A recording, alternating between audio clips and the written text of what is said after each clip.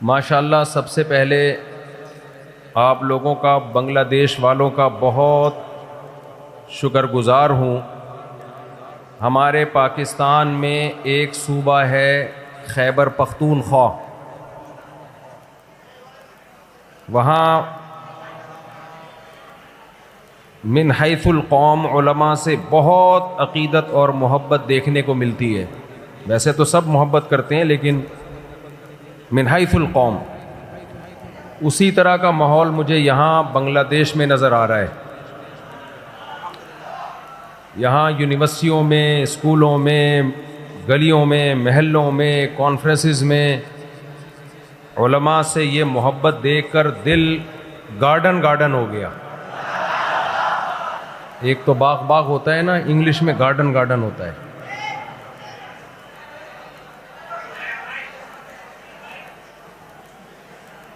مجھے بیان کے لیے 15 سے 20 منٹ دیے گئے ہیں۔ 15 سے 20 منٹ میں آپ کے سامنے بات رکھوں گا اور بات مکمل کرنے کی انشاءاللہ کوشش کروں گا۔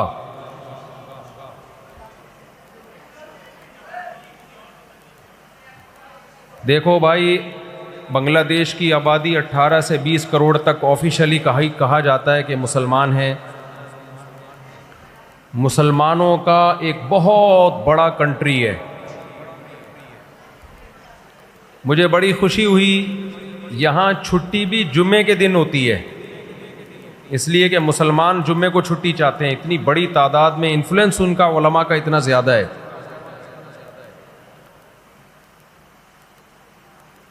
یہ ہلکی بات نہیں ہے کہ اسلام کے رشتے کی بیس پہ اللہ نے ہم کو ایک جان بنایا ہوا ہے۔ اگر اس پروگرام میں آپ کسی گلوکار کو بلاتے، ایکٹریس کو بلاتے، تو شاید یہ محبت کے جذبات دیکھنے کو نہ ملتے۔ میں تو علماء کی جوتیوں کی خاک کے برابر بھی نہیں ہوں، لیکن ایک نسبت ہے، تو آج اس نسبت کی محبت آج ماشاءاللہ نظر آ رہی ہے۔ یہاں جتنے علماء بیٹھے ہوئے ہیں، میں ان سب سے بہت معافی چاہتا ہوں، میں ان کے مقام اور مرتبے کا نہیں ہوں، مجھے تو سوشل میڈیا نے مشہور کر دیا۔ باقی آپ کے ملک میں بہت بڑے بڑے علماء ہیں، بہت بڑے بڑے۔ مفتی عبدالسلام چاٹگامی رحمہ اللہ تعالی، کل ہم ملاقات کر کے آئے ہیں، پرسوں حضرت مفتی شہید اللہ صاحب سے۔ ان کے علاوہ بھی بنگلہ دیش علماء طلباء کی سرزمین ہے، اور یہ خوب سمجھ لیں، حضرت حکیم اختر صاحب رحمہ اللہ تعالی ایک بات بیان کیا کرتے تھے۔ وہ لوگوں سے پوچھتے تھے کہ بتاؤ ٹماٹر کس کے پاس سے ملے گا؟ لوگ کہتے تھے ٹماٹر والے کے پاس سے۔ ایسا ہی ہے نا، سائیکل پہ جو پنچر لگاتا ہے اس کے پاس اگر آپ ٹماٹر لینے کے لیے چلے جاؤ تو ٹماٹر ملے گا؟ چماٹا ملے گا وہاں پہ آپ۔ ایسا ہی ہے نا، علاج انجینئر کے پاس ملے گا، انجینئروں کے پاس، یا ڈاکٹروں کے پاس بیماری کا علاج؟ آپ اپنی گاڑی لے کر گئے کسی میکینک کے پاس، گاڑی خراب ہو گئی تھی، میکینک نے وہ گاڑی ٹھیک کر دی، آپ بڑے خوش ہوئے۔ کل آپ کا گردہ خراب ہوا، آپ اسی میکینک کے پاس پہنچ گئے کہ میرا گردہ بھی ٹھیک کر دے۔ میکینک کہے گا بھائی میں نے گاڑی ٹھیک کی ہے، آپ کہو یار جو بندہ گاڑی ٹھیک کر سکتا ہے وہ میرا گردے کا پنچر بھی لگا سکتا ہے، گاڑی میرا گردہ بھی ٹھیک کر سکتا ہے۔ ایسی باتیں اگر آپ کرو گے تو واجب الچماٹ ہوگے کہ نہیں ہوگے؟ اردو میں چماٹ کا مطلب تو پتہ ہے نا، چماٹا۔ ایک ہوتا ہے واجب القتل، ایک ہوتا ہے واجب التعزیر، تعزیر جس پر لگائی جاتی ہے سزا۔ ایک لفظ ایک نیا مارکیٹ میں آیا، واجب الچماٹ۔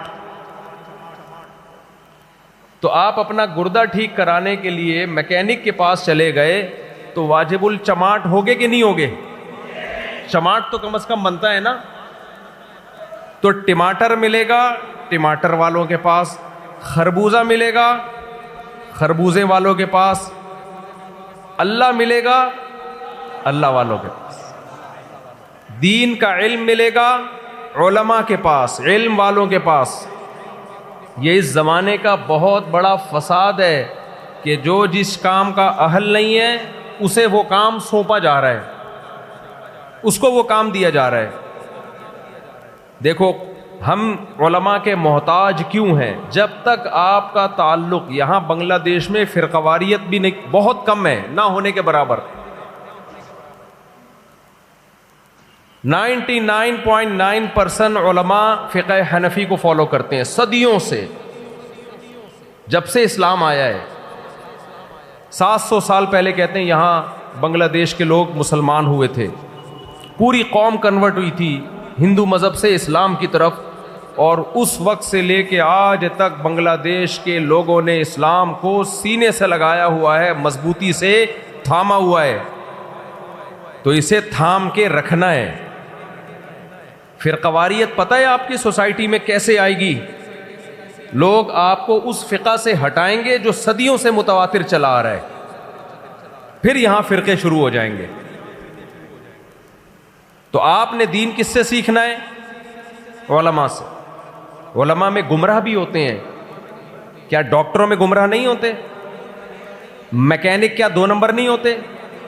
تو یہ تو نہیں ہے کہ آپ کی گاڑی تھی میکینک نے خراب کر دی، یا آپ کا گردہ ایک ڈاکٹر نے خراب کر دیا، دوسرے گردے کے لیے آپ کسی پلمبر کے پاس جا رہے ہو کہ کیونکہ ڈاکٹر خراب ہو گئے ہیں لہذا میں اب گردوں کا کام کس سے کرواؤں گا؟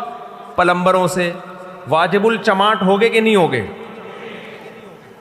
بھائی ایک ڈاکٹر اگر 2 نمبر ہے تو علاج کے لیے دوسرے ڈاکٹر کے پاس ہی ہم جائیں گے.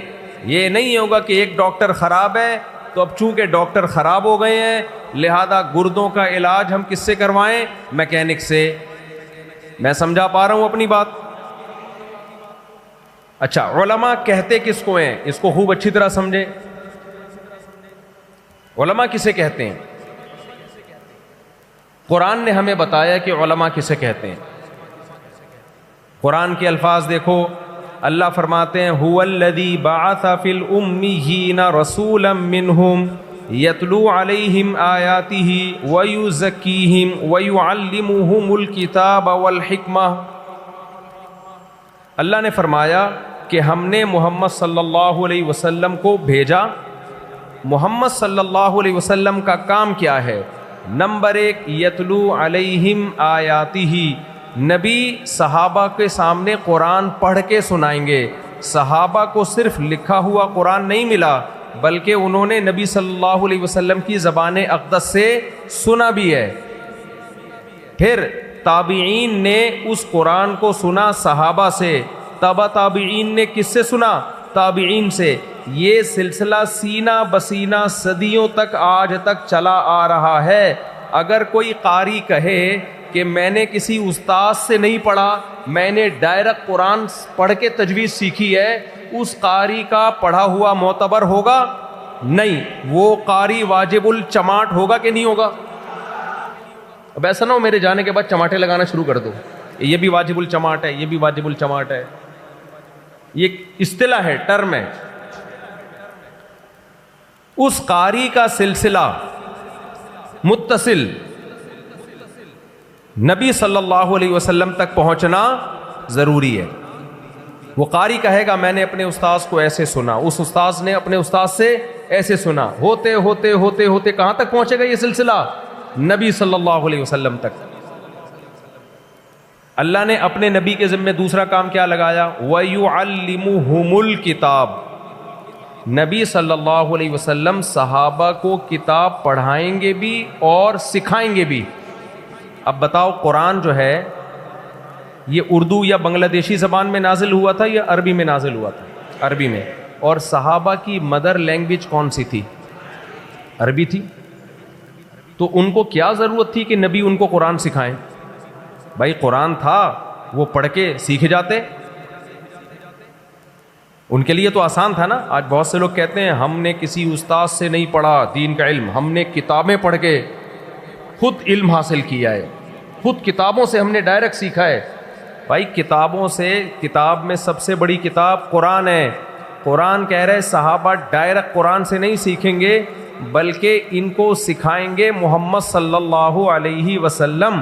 اگر محمد صلی اللہ علیہ وسلم صرف کتاب دے کے چلے جاتے, قرآن سکھاتے نہیں, تو کیا صحابہ کو قرآن آ جاتا؟ نہیں آتا. اب مجھے ایک بات بتاؤ, جب صحابہ قرآن سیکھنے میں نبی کے محتاج, تو تابعین ڈائریکٹ قرآن سیکھ سکتے ہیں؟ یقیناً وہ صحابہ کے محتاج. پھر تبع تابعین کس کے محتاج؟ تابعین کے. تو ہمارا جو قرآن کا سلسلہ ہے دینی مدرسوں میں, جو ہم تفسیر پڑھتے ہیں پڑھاتے ہیں, یہ سلسلہ بھی استاذ در استاذ در استاذ, ٹیچر در ٹیچر ہوتے ہوتے کہاں تک پہنچتا ہے؟ نبی صلی اللہ علیہ وسلم تک. جس شخص کا یہ سلسلہ نبی تک نہ پہنچے, اس کا قرآن کی تفسیر کرنا اور لوگوں کو سمجھانا وہ قابل اعتبار نہیں ہے, اور ایسا شخص واجب الچماٹ. تیسری چیز, وَيُعَلِّمُهُمُ الْكِتَابَ وَالْحِكْمَةَ, نبی نے قرآن کے علاوہ بھی چیزیں سکھائی ہیں جس کو حکمت کہا ہے قرآن نے, وہ حدیث ہے.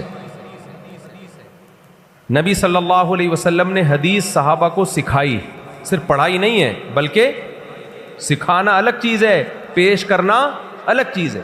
پیش کرنے کا مطلب ہوتا ہے الفاظ صحابہ کو بتا دیے, صحابہ نے وہ الفاظ آگے پہنچا دیے. نا نا نا نا نا, اتنا کافی نہیں ہے. حدیث کے الفاظ اسلام کو سمجھنے کے لیے کافی نہیں ہے, بلکہ ان الفاظ کی وہ تشریح ہوگی جو نبی صلی اللہ علیہ وسلم نے کی, پھر صحابہ نے نبی سے لی, پھر تابعین نے صحابہ سے لی, تبع تابعین نے تابعین سے لی.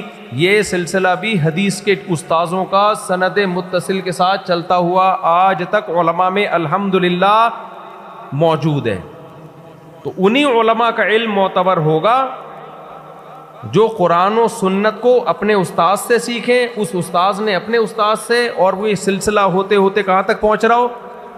نبی صلی اللہ علیہ وسلم تک. اگر بیچ میں کوئی نیا اسکالر مارکیٹ میں آتا ہے, جو کہ آج کل ہول سیل کے حساب سے آ رہے ہیں, اور وہ کہتا ہے میں خود سے سمجھتا ہوں, میں کسی سے سیکھتا نہیں ہوں, میں نے خود قرآن و سنت کو اپنی عقل سے سمجھا ہے, تو سمجھ لو مارکیٹ میں ایک نیا فرقہ لانچ. میں نہیں کہہ رہا مولویوں میں علماء میں 2 نمبر نہیں ہوتے بھائی, اگر 2 نمبر ہوتے ہیں تو 1 نمبر کو تلاش کرو, 1 نمبر بھی ہوں گے, یہ نہیں ہو سکتا.